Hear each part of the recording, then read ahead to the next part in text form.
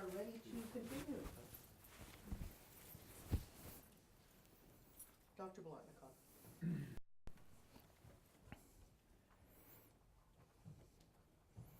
So, okay, let me get to...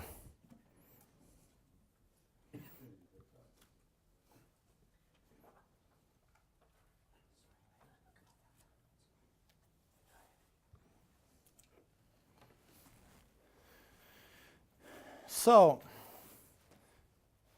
what's the root cause of the problem?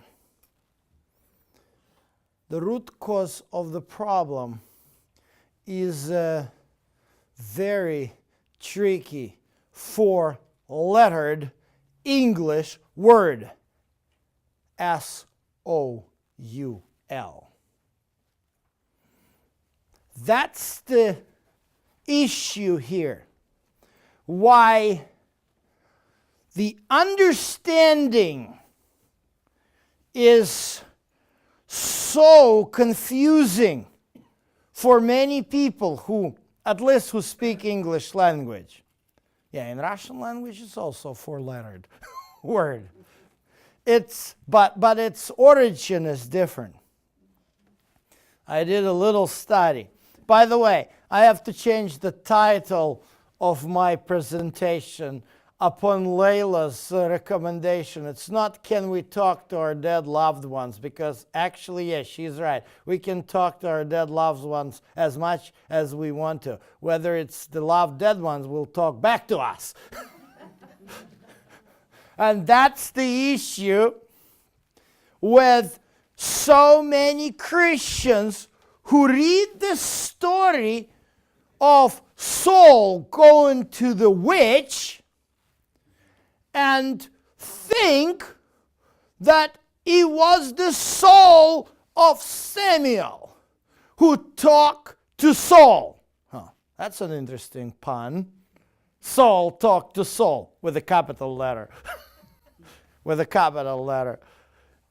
But, and it's interesting how it appeared to be clean because, yeah, the soul of Samuel, quote unquote, soul of Samuel, according to their understanding, did predict that Saul would be killed.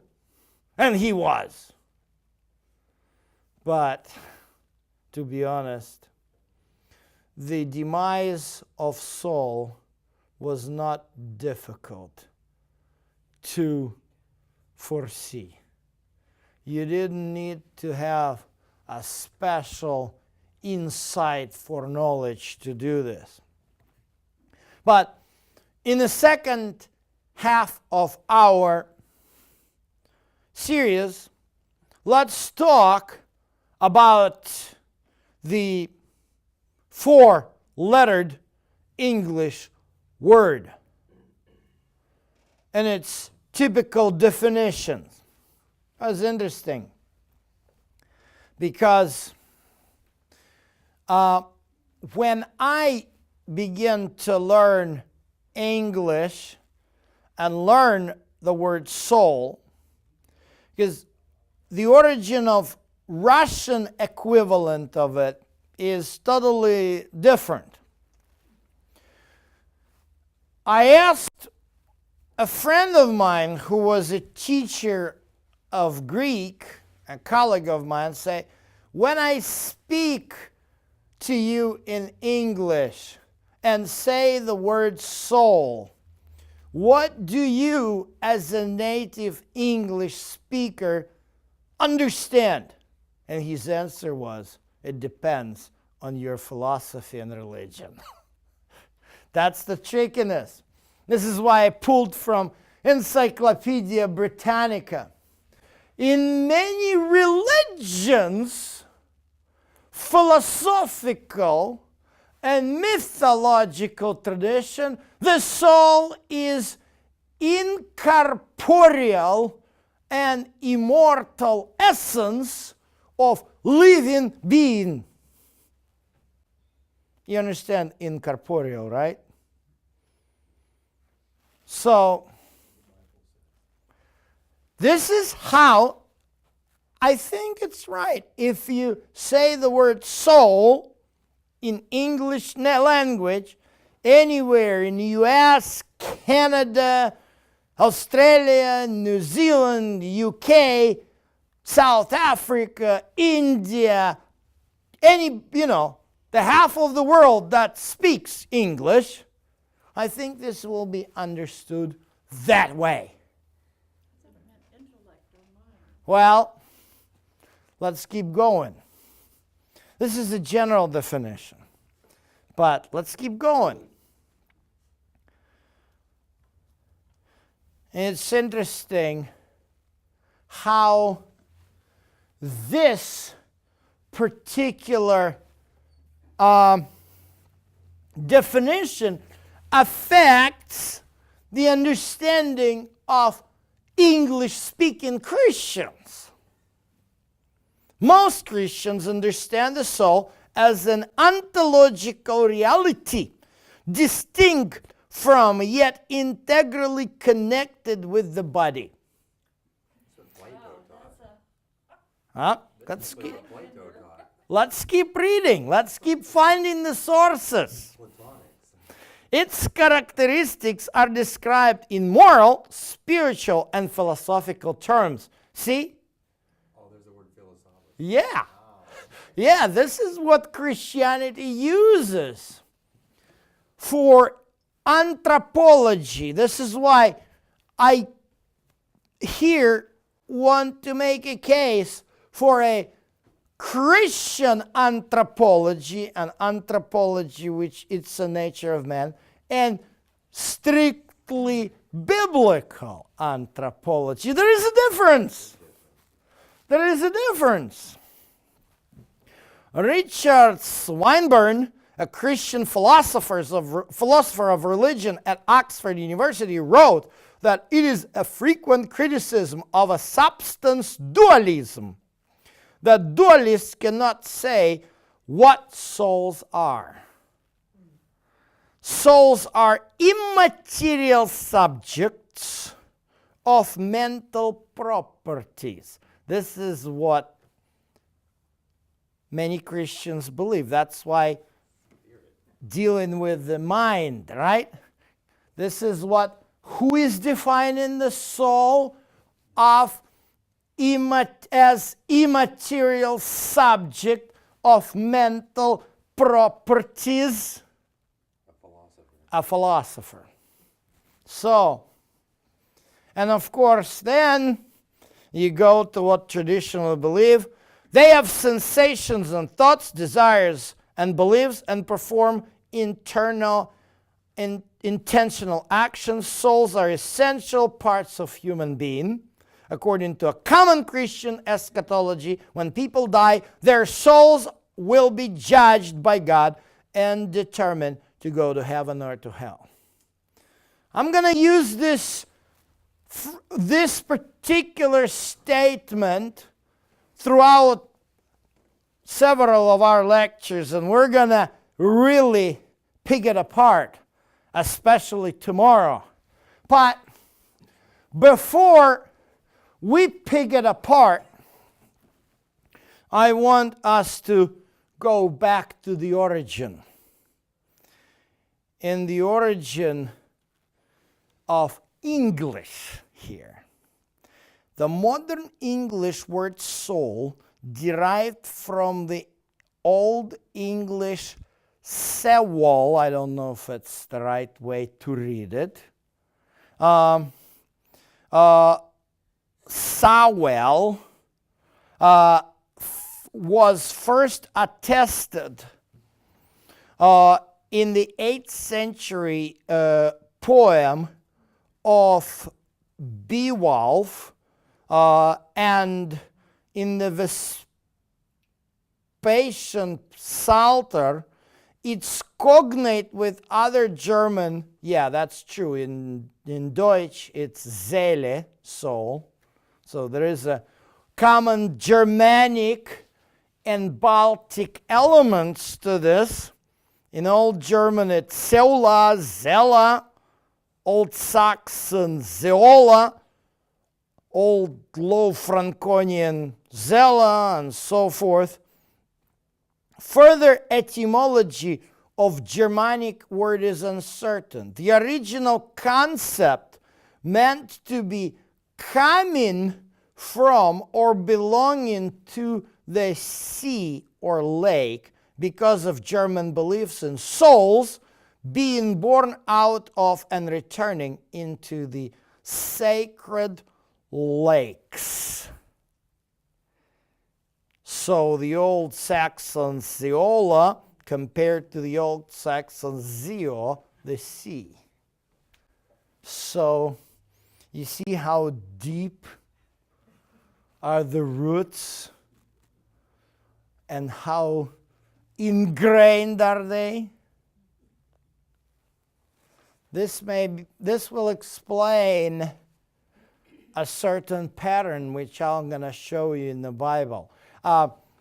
When Bob asked me to do these lectures in English, I knew I had to completely redo what I'd done for Russian-speaking audience, just because I felt, and I'm glad I was able to pull this linguistic information, because I'm not a Germanist or any way of English linguist, but the origins of the Russian equivalent of the word soul is totally different.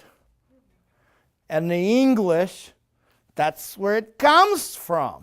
That's where it comes from. It's kind of a pagan, cultic beliefs dealing with the dead. See, that's the problem. This is where it sits.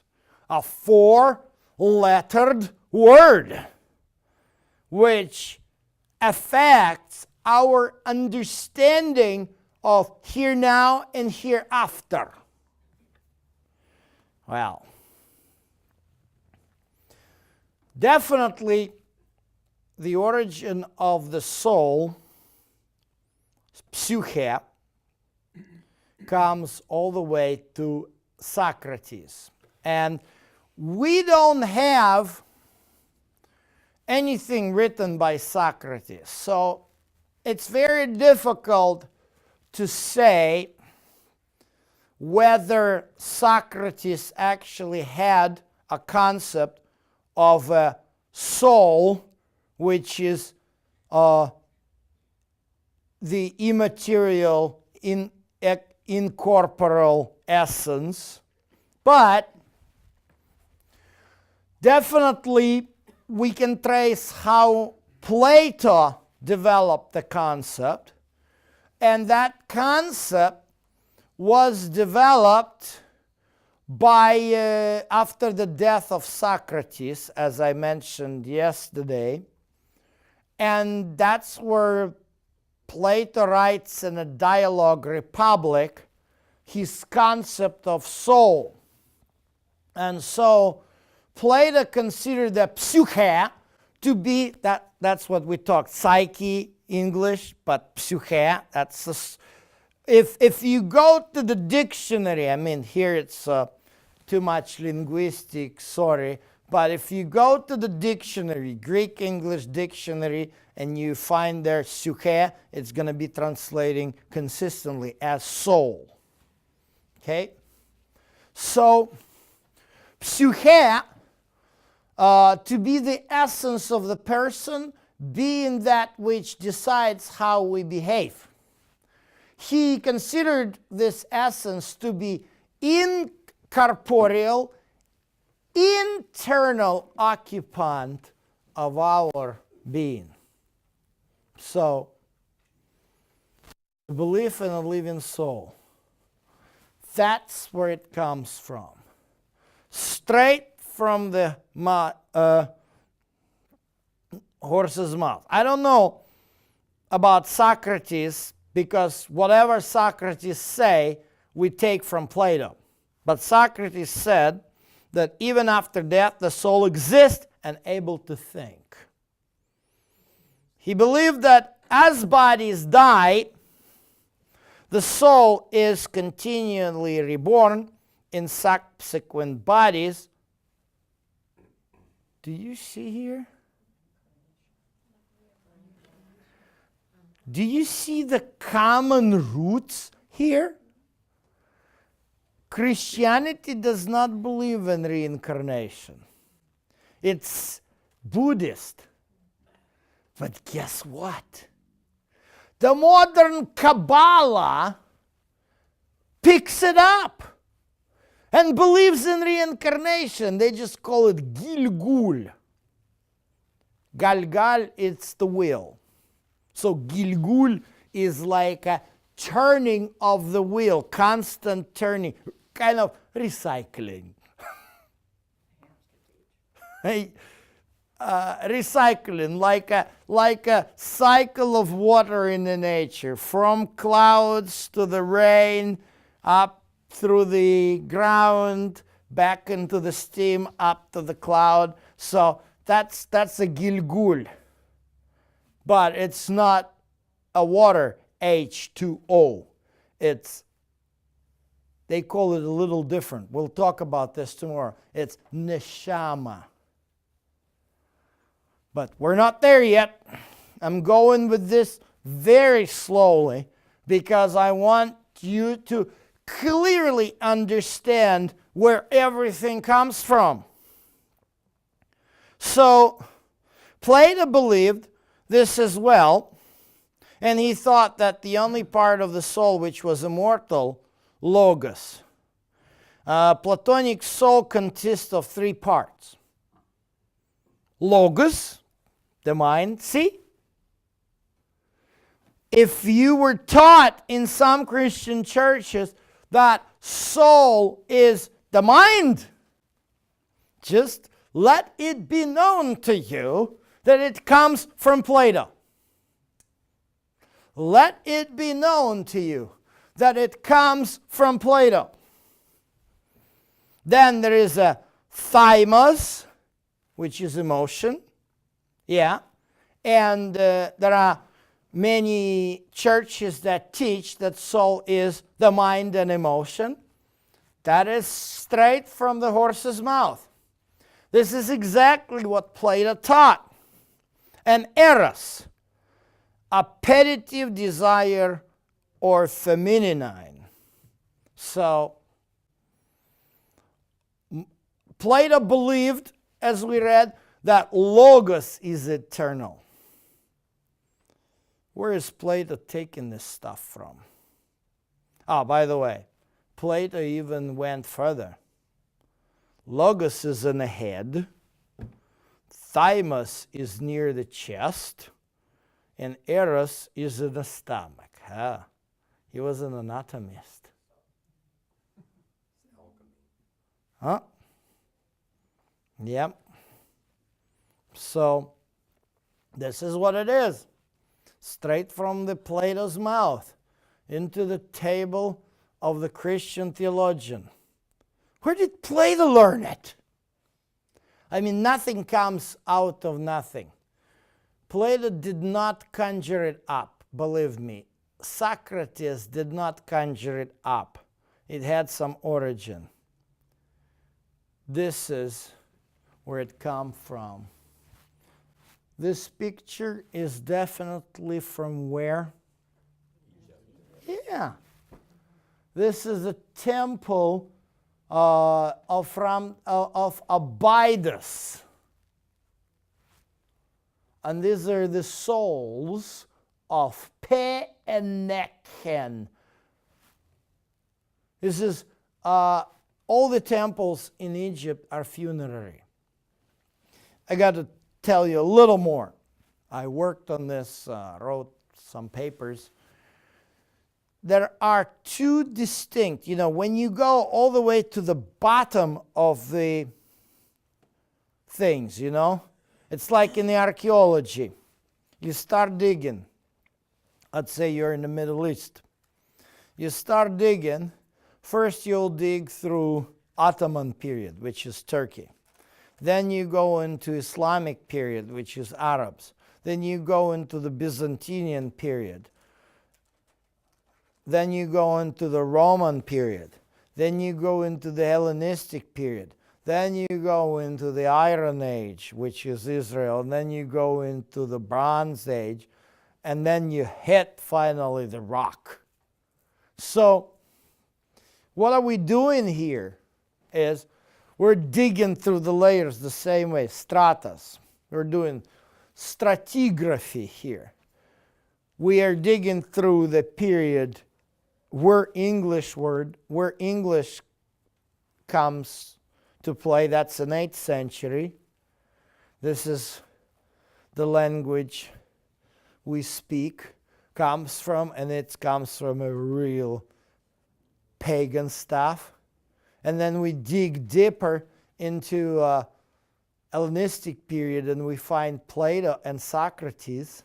And then we dig deeper, and that stuff is 12th century BC. That's the rock bottom. All these Egyptian, when you deal with ancient Egyptian, all the hieroglyphs, they're everything. 90% of the stuff you read in ancient Egyptian of the 2nd century, 2nd millennium, or even 3rd millennium, it's all about dead. Because this is what, I don't know what else Egyptians wrote, and we have some interesting information. But my exposure to Egyptian wasn't that extensive, but when you start learning Egyptian, this is what you get through. Lots of things about the dead. And all these pictures. So this is a funerary scene in that temple. How the soul of the Pharaoh is carried out by the other souls into the heaven. And then, of course, the most famous stuff. You get it everywhere. If we could go to Cairo, I mean, when I took the group to Israel, I lamented over the fact that we can't go to Egypt. I love the papyrus stores there in Cairo. They'll draw you everything. They'll draw you this. This is the key. So here's the soul. Here's the feather. Here's Osiris who judges. And here is, see what they're showing? This is how the soul separates. See, the body is wrapped up. You see? The body is wrapped up, and now look, it kind of doubles. This is what they're showing. The soul is separated. And then look at this sphinx. It flies the soul in this box into this pitcher. And the soul is weighed against the feather. If it's heavier, Osiris is going to have it for breakfast. And if it's lighter, then it flies further into heaven. Isn't this what Christians teach everywhere throughout the Middle Ages and today? You die and your soul is going to heaven, or your soul is going to hell. I don't think Western Christianity has this tradition, but Eastern Orthodox Christianity has. In Orthodox Christianity, there is a tradition of having a 40 days commemoration. How they come up with this? They come up with this that they read in the gospel that 40 days Jesus appeared to his disciples before his ascent. So they conclude that during the 40 days, a soul of the deceased visits the house. So in order to protect yourself, you see, it becomes really creepy. In order to protect itself, they say you got to drape the mirrors. Is there anything here like this? Not as bad, huh? Not as bad. But you see, this is the poison. This is the ultimate poison that absorbs into this Christian system. And the poison is our understanding of the soul, which definitely has Egyptian origin, not the biblical origin. Well, I wasn't a Platonist, I was Aristotelian. Aristotle also had a definition of the soul, but Aristotle, he defines it as first actuality of a naturally organized body, and argued against its separate existence from physical body. See, this is where two friends, that's where Aristotle said. Aristotle was the disciple of Plato, and he said, Plato is my friend, but the truth is more precious. And so he parted from Plato. And he started a new trend of thought. This is why Greek philosophy is dualistic. If you ever heard such a term, idealism and materialism. The way how we were taught in our philosophy classes back in USSR, if you believe in God, you're idealist. If you're atheist, you're materialist. But in reality, it wasn't anything about God. Look, there are two different views about the soul. Plato believes the soul is eternal and can separate from the body that dies, and Aristotle did not believe it. Aristotle just viewed the soul as the actuator of the body movement. Basically, that's the soul doing it, right? That's Aristotle would explain, why my feet just walk this way, because this is the soul is making them to walk behind this pulpit into this computer. That's what Aristotle is all about. This is the difference.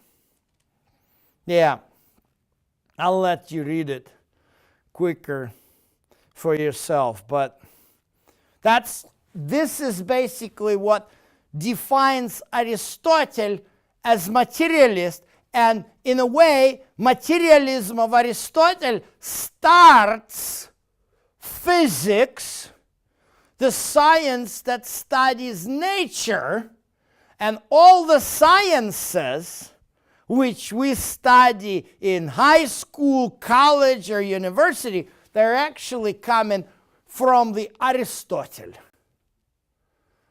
But all the human art subject, they're actually going from Plato. Welcome to our education system. Isn't it nice? But here where Christianity takes the soul. Mr. Augustine. Enjoy the Michelangelo Buonarroti's drawing of a damned soul. Christianity, let it be known to you folks that Christianity received the Platonic view of soul because of the Blessed Augustine. That's what he's called. There are other things that Augustine brought into Christianity which was poisonous. But that probably was the most poisonous and the most pagan. Well, what about the Bible?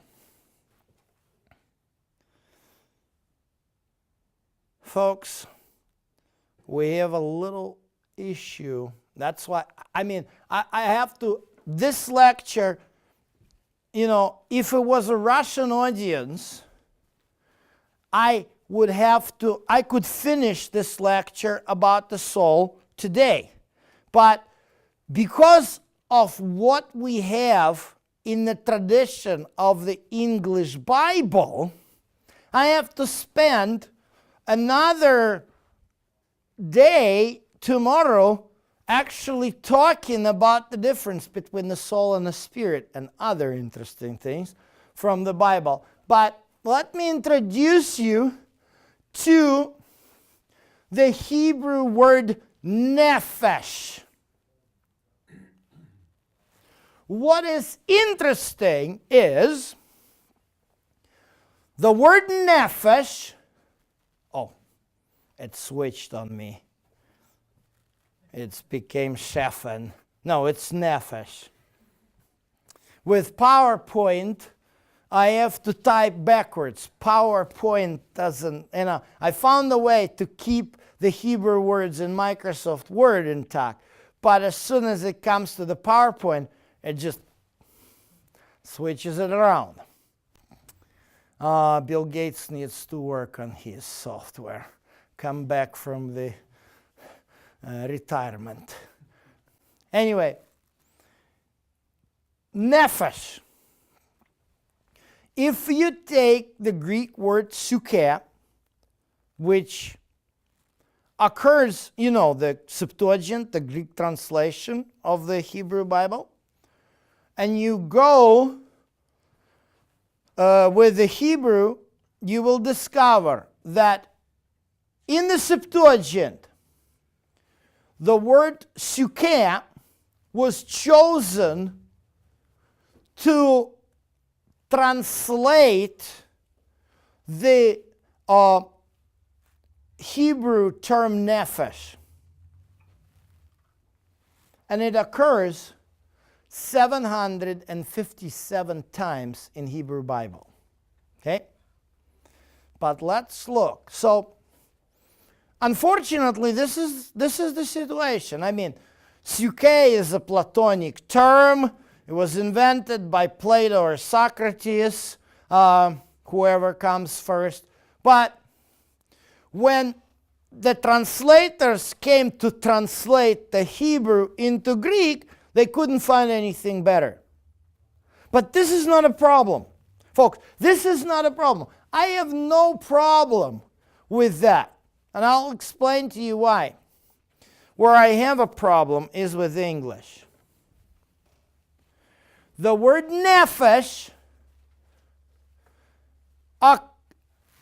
is translated, the word soul occurs in both Old and New Testament, because I just searched the English Bible, 3 versions.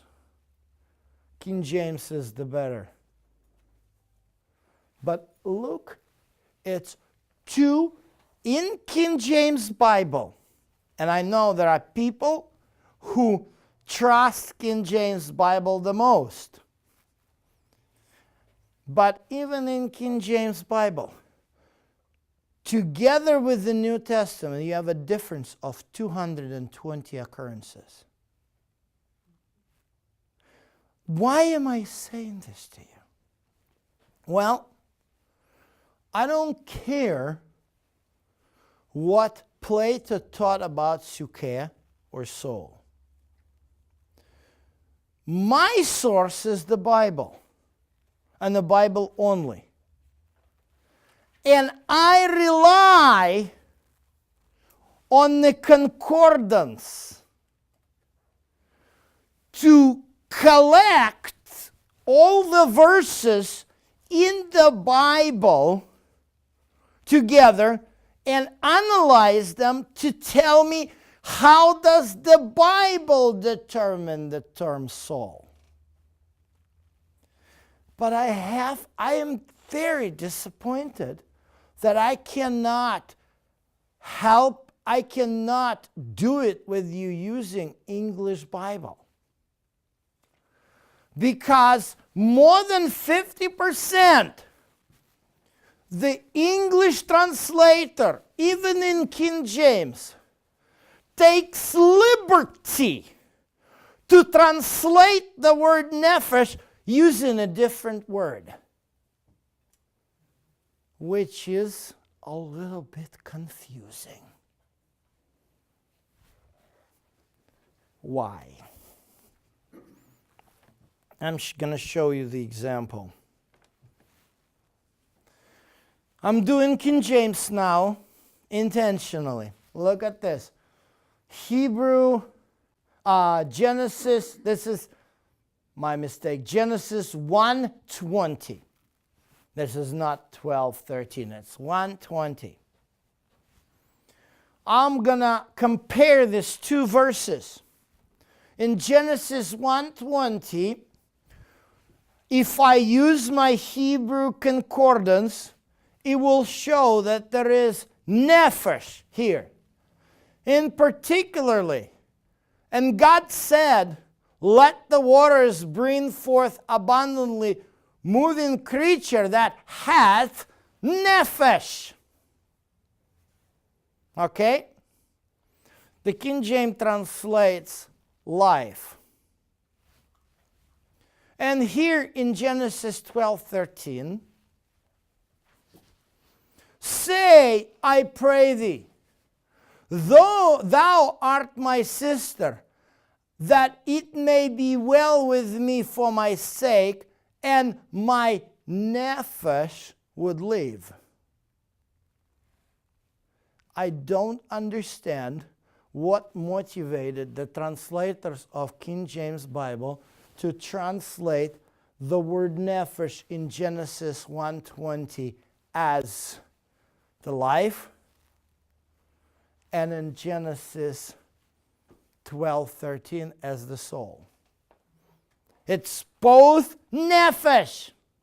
Well, I say living soul in the beginning when God created. Yeah, nephesh chaya. Breathed into them a living soul. Yeah. Became a living soul.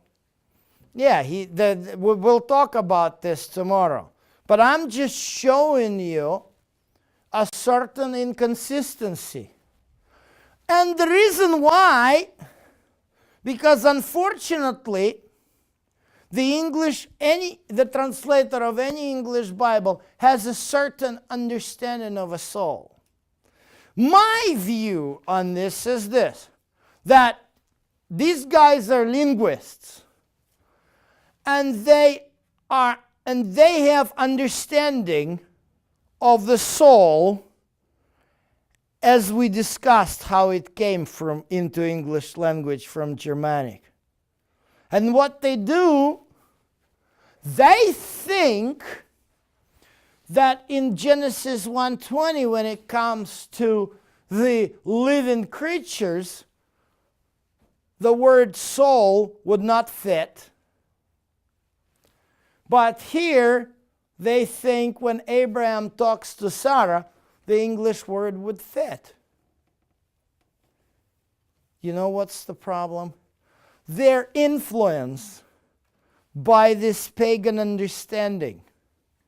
They're not detaching themselves and not submerging enough into the text of the Bible. They're bringing in a certain understanding. See, if they would translate consistently. I could do this. This is what I do with Russian audience. I go with the Russian analogy of the word soul, and I go, okay, this is how the world understands, but this is how it occurs in the Bible. Here, it's much more difficult, but possible. That's why I'm going very slowly. This is the key definition of the soul. And I want you to see it the way it is written. For the nephesh of the flesh is in the blood. You see? And I have given it to you upon the altar to make atonement for your souls. For it's the blood that makes atonement for the soul. This is a very glaring. Look at this. In one verse, they use the term nephesh, and here they translate as life, and here they use it as soul. Yep, that's the problem. But, nevertheless, if we investigate the Hebrew meaning of the word nephesh, based on this text, it is very clear. Leviticus 17 is absolutely clear that the nephesh of the body is not like Plato says, in the brain, in the heart, and in the stomach. The nephesh of the body is the blood. By the way, the whole term nephesh comes from the Assyrian word napishto. Napishto means throat. And by the way, what do you do to check when the person is lying and you're not sure if he's dead or alive? You go here. This artery pulsates, you got a nephesh. This artery doesn't pulsate, the nephesh will be dead. That's simple. You don't have to be Plato. You don't have to be Aristotle. It's very simple. Yes, we have nephesh. And it is our circulatory system. We are alive if the blood circulates. And today we're smart. If a person is dead, we can keep him alive. We just have to plug him in to the circulatory system, and the body will be alive. That's what the soul, that's what the biblical soul is all about. And this is what the Bible is talking about. You know, I am very glad that one thing, all the translations did it pretty well. I present to you both King James and New American Standard. The King James and New American Standard are consistent in this. Behold, the souls are mine. As the soul of the Father, so the soul of the Son is mine. The soul that sins, what's going to happen? Plato is out the window. The soul can die. That's what the text says. And if we understand that the soul is the way, is in our blood, that's very simple. The soul is dead when the blood stops circulating. It's very simple. And we'll talk tomorrow, but I'll say this. At the creation, what God does, He creates a body out of dust of the earth, which is a chemical element. He gives him a first breath, right? So there's no difference. A child is taken off the womb and the umbilical is cut. The child must take the breath. You know, that's what makes him a separate soul from the mother. Because before, the maternal circulatory system was providing a circulation and the boost to circulation and the oxygen. Am I correct? Right? So, you got a breath, you got a circulation. You're going to say, "Wah! Life and kicking. I want to eat." That's what is happening. This is what the living soul is all about. If the blood can circulate, the person is alive. If the blood stops circulating because of some myocardial infarction or stroke, what happens to the function of a brain? If it's too long, the brain is deprived of the fresh blood, the brain loses its function, and the person becomes vegetable. So it's the blood that makes us a person. There is no invisible external force that makes us the person. Our God made us unique. We're a unique, closed system which we can control. Isn't it beautiful? Folks, this is important to understand that. Because if there is something external, extracorporeal within us, somebody controls it. But God made us a living being with our own choices. While the blood is circulating within us, we can make those choices. Let's use them. It's all simple. We don't have to go into some mystical stuff. Yes, people have some testimonies about this near-death experiences, right? Oh, I lost my conscience, I was in coma, and I was seeing a twirling tunnel. I was reading on this. Think through this. I see many medics in here. When your brain shuts down, what is affected first? Our vestibulary function. Right? As soon the brain has a protective mechanism, because the brain knows how not to die.